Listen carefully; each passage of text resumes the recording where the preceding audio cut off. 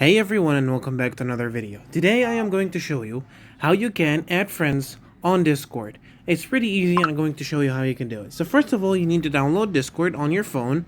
You can download it through Play Store or App Store, whatever, or App Gallery, whatever OS you're using.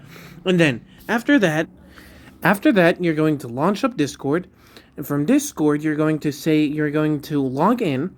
Now, after you log in, what you're going to do is that you're going to click on, if you click on the second tab on the bottom, you're going to find all your friends, but there is no way to add one. If you look up here on the top right corner, you're going to find something called plus and a person on it. Once you click on it, you're going to be able to send a friend request through a person. You have to write his username. Basically, your username is your name plus 4 characters that you choose. In my case, if I just copy in my case, it's going to be, as you can see up here, originally known as Amuri #1985, okay? Or you can just use that username at the bottom. This is your username, and like this, you could add a friend on Discord on your phone. So yeah, guys, thank you so much for watching. Don't forget to like and subscribe, and I'll see you later.